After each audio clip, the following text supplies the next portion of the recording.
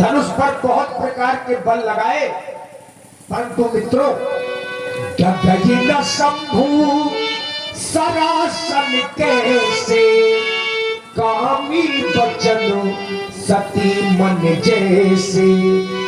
जिस प्रकार से कामी पुरुषों के वचनों से सती का मन नहीं टिका करता, आज वही स्थिति राजाओं और धनुष के बीच में हो गई। और यहां 2-4-10 राजा नहीं आए, भूप सहस 10,000, भूप सहस 10 एक ही बारा, लगे उठावन तरही तारा। 10,000 राजाओं ने धनुष को उठाने का प्रयास किया, परंतु कोई राजा उठाना तो बड़े दूर की बात, कोई भी राजा धनुष को हिला तक नहीं पाया। इन राजाओं की जो स्थिति है, श्रीहरि भये हार ही राजा, बैठे निज निज जाहि समाजा। सभी राजा हार गए और हृदय में हार मान करके अपने अपने आसनों पर पुनः बैठ गए। ऐसा महाराज जनक ने देखा तो मन में क्रोध आया और क्रोधमयी वचनों का प्रयोग इन राजाओं के लिए करने लगे। नृपन बिलोकी जनक के अकुलाने, बोले बचनों रोष जनु साने।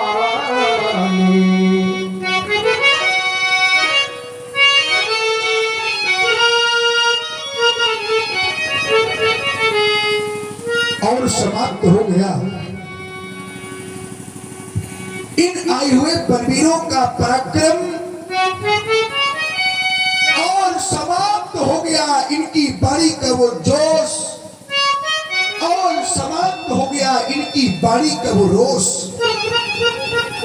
जो कुछ समय पूर्व मैंने देखा। और अभी परिणाम प्राप्त हो गया कि इन आए हुए दीपांतर से महिपालों का बल और पराक्रम अब पराभव को प्राप्त हो गया। कुछ समय पूर्व मैंने अपने बंदी जनों के द्वारा अपनी प्रण की घोषणा प्रसारित करवाई।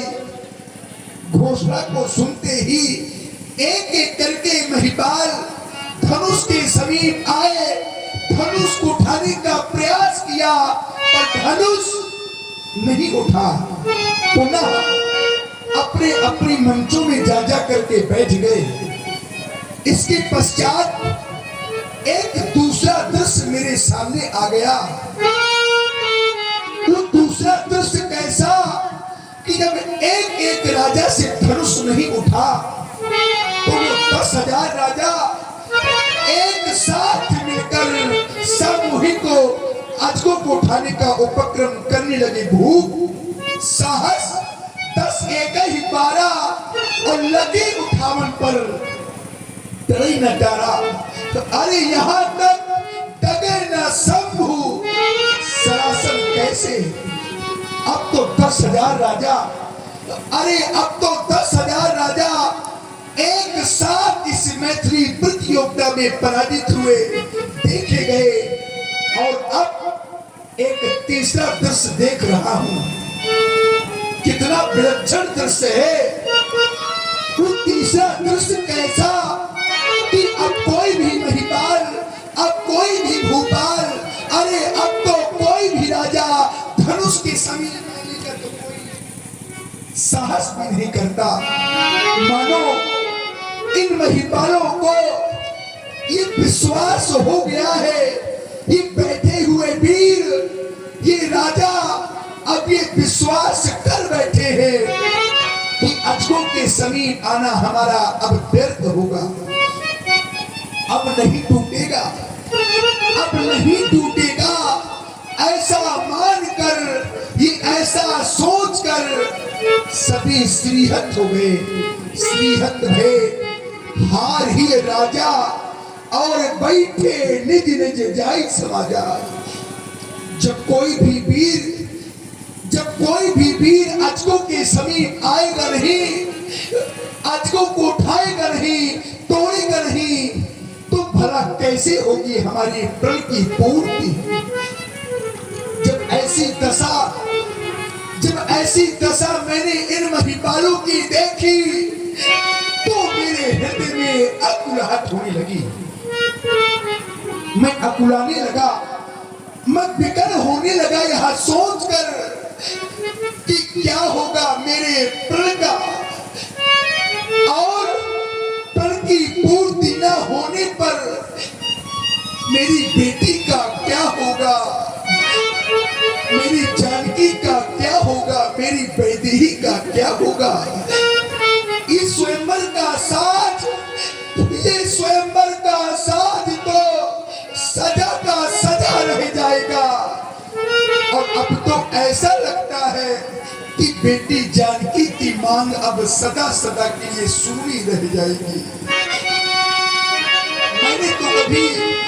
मैंने तो कभी स्वप्न में भी नहीं सोचा था कि मेरे सपने सब धूल में मिलकर के रह जाएंगे। आशा अब निराशा का रूप धारण करने लगी। और मेरे बंधुओं, ये आस, ध्यान देना, ये आस जब बनकर के टूट जाती है तो यह रूह किस तरह से कसमसाती है। अरे कोई पूछ लो उस बदनसीब बाबू से जिसकी बेटी की बारात द्वारे से लौट जाती है। आज वही हो गया, आज वही हो गया जिसकी मैंने कभी स्वप्न में तक कल्पना न की थी।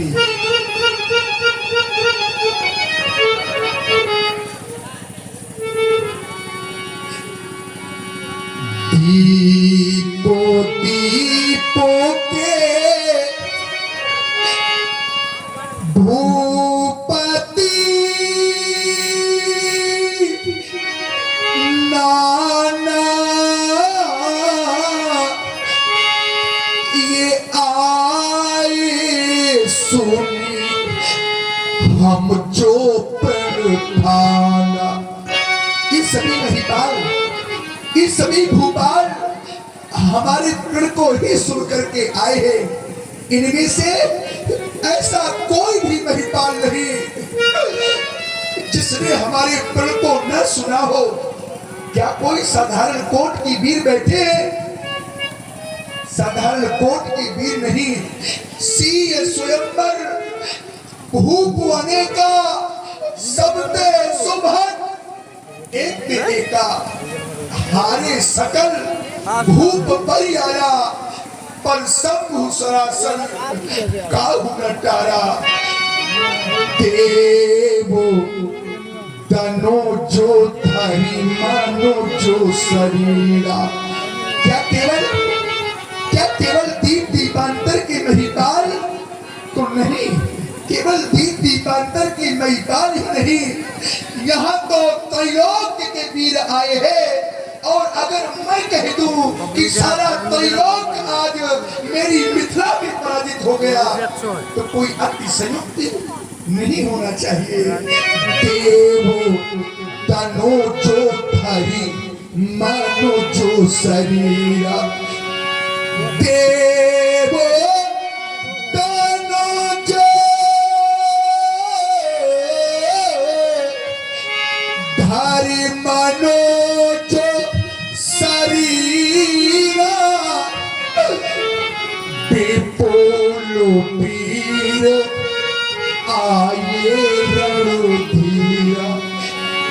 परंतु अब मुझे तो ऐसा लगता है, मुझे तो ऐसा प्रतीत होता है कि रत्न गर्भा वसुंधरा में कोई वो वीर शेष ही नहीं रह गया जो मेरी प्रण की पूर्ति कर देता।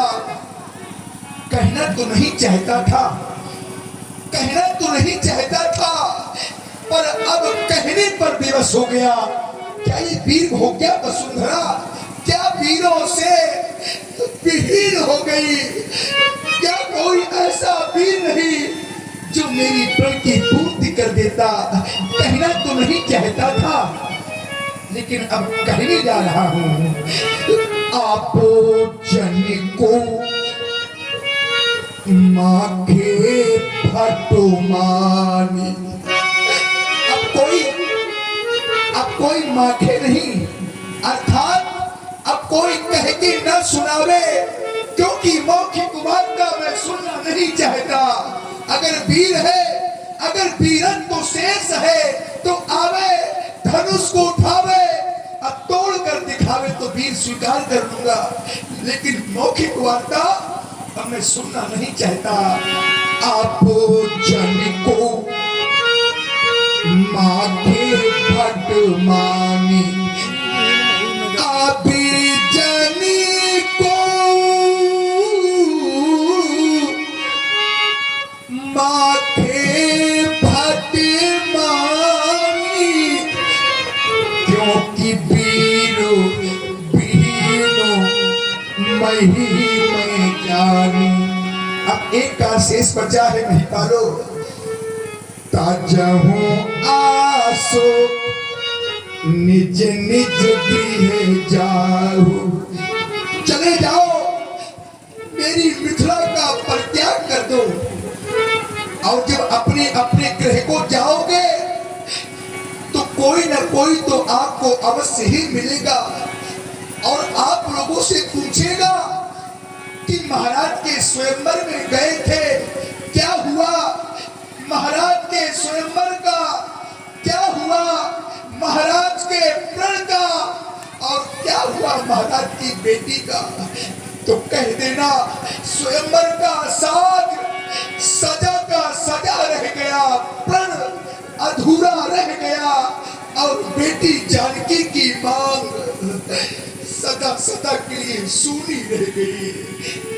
ताजाहू आसो निज निज गृह जाहू, क्योंकि लिखा नबी थी बैठे विवाह। अब मैं ऐसा मान लूंगा, मैं ऐसा सोच लूंगा कि विधाता ने मेरी बेटी के भाग्य में अब तो विवाह ही नहीं लिखा, समाप्त हो गया, सीता स्वयंवर समाप्त हो गया। और जय मां काली। आपने आदरणीय श्री रामपाल सिंह जी राजपूत आपकी ओर से ये 51 पुष्प मुद्राएं महाराज जनक जी के करुण कंदन में सादर समर्पित है। बहुत बहुत साधुवाद। बहुत से यहाँ पर बेटी के पिता उपस्थित हैं, और बहुत सी यहाँ पर वो बेटी की माताएं भी उपस्थित है, जिनके घरों में बेटियां हैं, जिन माताओं ने बेटियों को पाल पोस करके बड़ा किया है, क्योंकि बेटी के दुख को केवल बेटी वाली ही समझ सकते हैं। जिनके घर में बेटी ही नहीं, जिनके आंगन में वो बेटी ही नहीं, वो क्या जाने कि बेटी का दुख होता क्या है, क्योंकि बेटी के दुख को केवल बेटी वाले ही समझ सकते हैं, क्योंकि सिद्धांत कहता है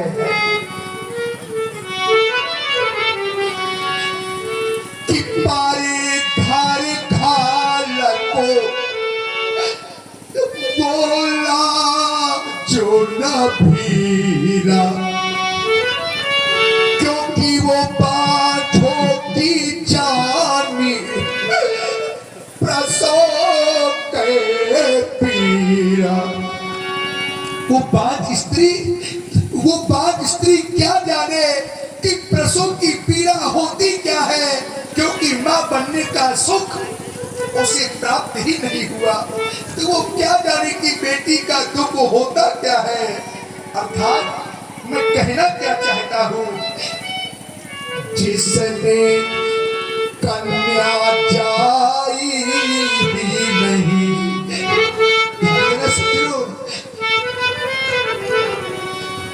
जिसने कन्या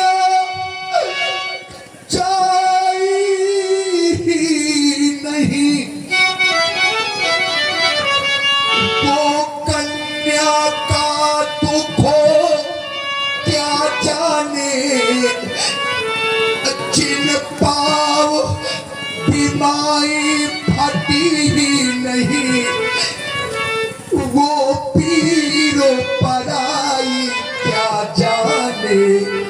या तुम यह कह दो, जिसने की बेटी पिता ही नहीं, जिसने कभी बेटी को विदा ही नहीं किया, तो वो क्या जाने कि विदाई का दुख होता क्या है। सभी ने देखा होगा कि विदाई का दृश्य कैसा होता है। सज्जनों, एक दृश्य देख रहा था, प्रातः काल का समय था, एक बेटी के माता पिता अपनी बेटी को विदा कर रहे थे। मैं उस दृश्य को खड़े होकर के देखने लगा और देख करके अंतःकरण में इतनी पीड़ा हुई मेरे बंधुओं। उस पिता ने अपनी रोती हुई बेटी को, बिलखती हुई बेटी को, जो बेटी माँ माँ कहकर रो रही थी, उस बेटी को उस पिता ने अपने गोद में लेकर डोली में बैठा दिया। किसी तरह बेटी को अपने हाथ से दूर करके डोली में तो बैठा दिया, लेकिन वो पिता रोती हुई बेटी को देखता रहा और मूर्छा खाकर पृथ्वी पर गिर पड़ा। इतना दुख होता है, इतना कष्ट होता है जब एक पिता, एक माँ अपनी लाडली बेटी को अपने आप से दूर करते हैं।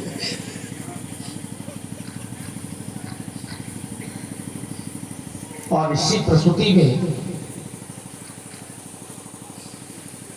श्री प्रभु दयाल जी, जिसने की बेटी पिता ही नहीं,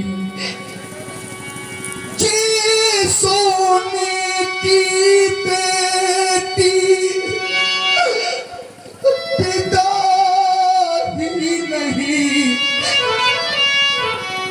वो तो खो पिता का क्या जाने, जिसने कन्या जाई ही नहीं, वो कन्या का दुख क्या जाने। सज्जनों, याद करिए वो समय, जब समय आता है कन्यादान का। बहुत से ऐसे पिता बैठे होंगे, बहुत सी माताएं बैठी होंगी जिन्होंने अपनी बेटी का कन्यादान अवश्य किया होगा। मंडप के नीचे बैठकर जिस समय वो बेटी के माता पिता अपनी बेटी के पीले हाथ करते हैं और पीले हाथ करने के पश्चात अपनी बेटी का हाथ वर के हाथ में सौंप देते हैं, उस समय कैसा लगता है उस माँ को और कैसा लगता है उस पिता को। उस समय तो ऐसा लगता है कि आज मेरी बेटी नहीं, मानो कि कोई कलेजा निकाल कर लिए जा रहा है, ऐसा प्रतीत होता है। और मेरे बंधुओं, अब समय आता है विदाई का। कल्पना करी उस दृश्य की जब किसी की बेटी विदा होने लगती है। बेटी एक स्थान पर बिल्कुल शांत बैठी होती है, अपनी बहन के समीप अपनी बहन से बातें करती होती है। लेकिन जिस समय बेटी के कानों तक एक आवाज आती है, उस आवाज को सुनकर के बेटी रोना प्रारंभ कर देती है। कोई कहता है अरे समय हो गया है विदाई का, अब विलंब क्यों हो रहा है। जैसे इस वाक्य को बेटी सुन लेती है, बस फूट फूट करके रोना प्रारंभ कर देती है। अपनी बहन के गले से लिपट कर रोने लगती है। बेटी सबसे भेंट करती है, लेकिन अपने पिता को नहीं देख पाती सन्मुख। तो एक व्यक्ति से कहती है, अरे जाओ मेरे पिता को मेरे समीप लेकर के आओ। वह व्यक्ति जाता है, बेटी के पिता को लेकर के आता है। बेटी का पिता आ तो जाता है, लेकिन जैसे वो पिता अपनी रोती हुई बेटी को देख लेता है रोते हुए, तो बस वो पिता उस दशा को देख नहीं पाता, बस वापस हो जाता है, चला जाता है दूर और एक कोने में छिप करके बैठ जाता है। इतना रोता है वो पिता, इतना रोता है। बेटी चारों ओर अपने पिता को देखती है, लेकिन जैसे वो रोती हुई बेटी सन्मुख अपने रोते हुए पिता को देखती है, बस दौड़ी जाती है, पिताजी कहकर पिता की छाती से लिपट करके रोने लगती है। क्योंकि मेरे बंधुओं, ये विदाई का दृश्य होता ही ऐसा है। हर माँ रो देती है, हर पिता रो देता है। क्या दशा होती है जब बेटी विदा होती है? तो आचार्य प्रमाणित करते हैं व्यास जी कि पाहुरी बेटा ही महतारी और काई पीरलची रची का तो नारी। कैसे रोती है बेटी जब विदा होती है? तो आप लोगों ने उस बेटी को देखा होगा, काबुली पट कर माँ से रोवे बेटी, काबुली पट कर माँ से रोवे बेटी। तब वो माँ व्याकुल हो जाती है, और वो माँ करती क्या है? अपनी बेटी के मुख को चूम छाती से उसे लगाती है। बेटी को अपने सीने से लगा लेती है। तो बेटी अपने जिस समय माँ की दशा को देखती है कि मेरी माँ तो बहुत रो रही है, कहीं ऐसा न हो कि मेरी माँ और भी अधिक रोने लगे। तो बेटी अपनी माँ से कहती है, माँ, अरे माँ तू क्यों रो रही है? माँ, हर बेटी को एक ना एक दिन अपनी माँ से दूर होना पड़ता है, ये तो विधाता का नियम है। वो रोती हुई बेटी अपनी माँ से कहती है, माँ, मेरी माँ, तू क्यों रोती है? ध्यान देना, बेटी कहती है, माँ, मेरी माँ, तू क्यों रोती है? क्योंकि बेटी पराया धन होती है। माँ कहती है, बेटी, मैं ये जानती हूँ कि बेटी पराया धन होती है। बेटी अपने माता पिता को छोड़ करके चली जाती है, लेकिन माँ का हृदय बड़ा कोमल होता है बेटी।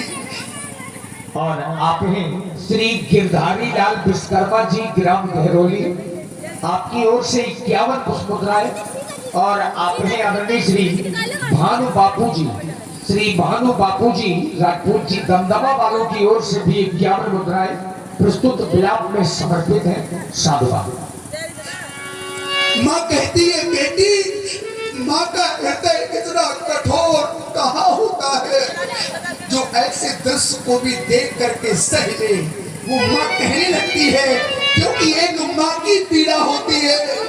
कोई भी माँ हो वो अपनी बेटी को अपने सन्मुख कैसे विदा कर पाती है, वो इस दुख को वो माँ ही समझ सकती है जिस माँ ने अपनी बेटी को अपने हाथों से विदा किया हो। माँ कहती है, इतनी कठोर कहाँ होती है। ध्यान देना सज्जनों, इतनी कठोर कहाँ होती है, क्योंकि माँ भी तो आखिर माँ होती है। लोग कह देते हैं बेटी तो पराया धन होती है, बेटी पराया धन होती है। ये बेटियां पराया धन तो होती हैं, पर ये बेटियां अपने माता पिता के कलेजे का एक टुकड़ा होती है। जिस समय पिता पर कष्ट आता है, माँ पर दुख आता है, तो एक क्षण बेटा तो पीछे हट जाता है, लेकिन ये बेटियां उस दुख को सहने के लिए आगे हो जाती हैं। ये बेटियों का जीवन होता है। और इसी करों के अंदर में आप है भाई अन्ना लंबरदार, किलर पीके ठाकुर और सुनील प्रधान दमदमा, आप तीनों मित्रों की ओर से 51 पुष्प मुद्राएं महाराज जनक जी के विलाप में समर्पित है। सभी को साधुवाद। बेटी अपना जीवन तो कष्ट में व्यतीत कर लेती है। बैठी हुई माताओं, कल्पना करिए आप लोग, कैसा होता है बेटियों का जीवन। बेटी दुखों को सहती रहती है, लेकिन कभी अपनी माता पिता को अपना दुख नहीं बताती। ये बेटियों का जीवन होता है। बेटी लाख पराया धन है, बेटी लाख पराया धन है, बेटी हृदय का टुकड़ा होती है, बेटी हृदय का टुकड़ा होती है, और कीमत वही समझते हैं जिनके घर बेटी होती है। और सज्जनों, बेटा आंखों का तारा है, और पुनः आप हैं अन्ना लंबरदार, किलर बीके ठाकुर और सुनील प्रधान दमदमा से पुनः तीनों मित्रों की ओर से 51 मुद्राएं इसी विलाप में समर्पित है। साधुवाद। लोग कहते थे बेटा बेटा हमें बड़ा प्रिय है, और यदि बेटा हमसे दूर हो जाता है तो बेटा के बिन रहा नहीं जाता। बेटा आंखों का तारा है, बेटी बेटी नैनों की ज्योति है, वो घर मंदिर बन जाता है जिस घर में बेटी होती है। घर में अगर बेटा हो जाए, घर में अगर बेटा हो जाए तो ये तो भाग्य की बात होती है, और यदि बेटी हो जाए तो ये भाग्य की नहीं, ये तो सौभाग्य की बात होती है। लेकिन दुर्भाग्य है कि जिस समय बेटा होता है तो लोग खुशियों से भर जाते हैं। जिस घर में बेटा हुआ हो उस घर में जाना और उस घर के माहौल को देखना कैसा होता है, और एक घर में बेटी हो उस घर में चले जाना, उस घर में देखना अंतर है। मेरे बंधुओं, ऐसा नहीं होना चाहिए। आप लोग बेटियों से इतना दूर क्यों हो रहे हैं? अरे क्या अपराध किया है इन बेटियों ने? क्या बिगाड़ा है इन बेटियों ने? आप लोग बेटियों से दूर हो रहे हैं। जिस दिन आप लोगों से बेटियां दूर हो जाएंगी तो मेरे बंधुओं प्रलय आ जाएगा। क्योंकि जब बेटी ही नहीं होगी तो आपके बेटा से विवाह कौन करेगा? उत्तर करिए। इसलिए बेटा यदि भाग्य है तो ये बेटियां सौभाग्य है। सौभाग्य की शाखा में खिलती है बेटी। बड़े सौभाग्यशाली होते हैं वो पिता। बड़ी सौभाग्य वाली होती है वो माँ जिनके घर बेटी होती है। और पुनः आप हैं अन्ना लंबरदार, किलर बीके ठाकुर और सुनील प्रधान दमदमा। आप तीनों मित्रों की ओर से पुनः 51 मुद्राएं प्रस्तुत विलाप में। धन्यवाद। सौभाग्य की शाखा में ये खिलती है बेटी और भाग्य अगर अच्छा हो तो मिलती है बेटी। भाग्य अगर अच्छा हो तो मिलती है बेटी। कभी बन के कोयल और कभी बन के मैना घरों आंगनों में चहकोती है बेटी। बेटी कहने लगती है हो गए अपने आज पराए। जो अपने थे, जिनको मैंने अपना माना था, वो सबके सब पराए हो गए। हो गए अपने आज पराए। मेरो बाबुल का घर छूट गया। कहने लगी पिता क्या तुमने अब सचमुच मुझको छोड़ दिया। वो पिता कहने लगता है अरे विधाता, बेटी को पराया ही करना था तो बेटी को कौन से जन्म ही क्यों दिया। हाय विधाता तूने भी, अरे हाय विधाता तूने भी ये कैसी रीति बनाई है। जिस बेटी को, वो पिता कह रहा है, जिस बेटी को मैंने पाला वो बेटी हुई पराई है। और नहीं है विश्वास तो कोई जाओ उस पिता से जाकर के पूछो। वो पिता बताएगा कि बेटी को विदा करने की पीड़ा होती क्या है। उस पिता के दिल से भी पूछो। उस पिता के दिल से भी पूछो जो सुता बेटी किसी को देता है।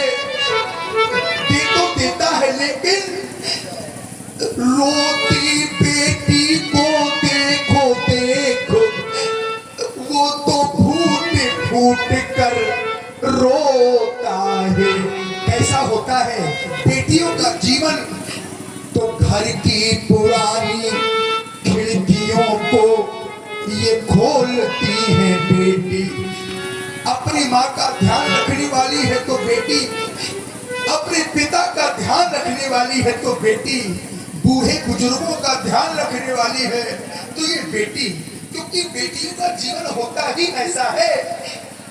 और सिमंदिया जो बिहारी से है, सिमंदिया बिहारी से आपकी ओर से 51 पुष्प मुद्राएं, और इसी प्रस्तुति में आप हैं भैया मयंक जो देवरा से हैं, आपकी ओर से भी 51 पुष्प मुद्राएं सुंदर बिलाप में समर्पित है। साधुवाद। घर की पुरानी खिड़कियों को ये खोलती हैं बेटी, घर की पुरानी खिड़कियों को ये खोलती है बेटी। अब जिस घर में बेटी हो तो घर की दीवारें बोलती। सजनों, बेटियों ने हरदम घर का नाम रोशन किया है, और वक्त पर बन करके मीरा जहर का प्याला पिया है। और मेरे बंधुओं, जब बेटियां गाती हैं, हमारे देश की बेटियां जब गाती हैं, हमारे देश की एक बेटी ने, ध्यान देना मेरे बंधुओं, हमारे देश की एक बेटी ने इतना सुंदर गाया कि वो विदेशी राजा भी कहने लगे कि जब बेटी का देहावसान हो तो बेटी का हमें गला दिया जाए, और गले में हम परीक्षण करके देखें कि ऐसा है क्या जो इस देश की बेटी इतना सुंदर गाती है। ऐसी बेटियों ने हमारे देश में जन्म लिया है। जब बेटियां गाती हैं तो वो स्वर के समंदर डोलते हैं, और मूर्ख हैं जो बेटियों को बेटों से कम तौलते हैं, क्योंकि बाप की पगड़ी है बेटी। क्योंकि बेटी उस पिता की मर्यादा भी होती है। बेटी अपने बाप की सर की पगड़ी होती है मेरे सज्जनों, क्योंकि बाप की पगड़ी है बेटी। माँ का रेशमी परिधान है, और ये बेटियां भगवान का सबसे बड़ा वरदान है। ये बेटियां भगवान का सबसे बड़ा वरदान है। आज के 1 वर्ष पहले मेरी बेटी जानकी ने विशाल आयुध को अपने बाम कर से उठा लिया। याद है ना वो दिन तुम्हें बेटी, जिस दिन तुमने धराली पने में, अगर तुमने बेटी धरा लिपने के समय विशाल आयुध को यदि तुमने बाम कर से ना उठाया होता बेटी, तो ये प्रण कदापि ना करता। धराली पने में अगर तुमने बेटी, वो धराली पने में अगर तुमने बेटी, ये धनुष को जो कर में उठाया न होता, धनुष को जो कर में उठाया न होता, तो सच कहता बेटी ये मेरे हृदय में धनुर्भंग का भाव आया न होता, धनुर्भंग का भाव आया न होता। और मेरी बेटी याद कर वो दिन, न कैलाशो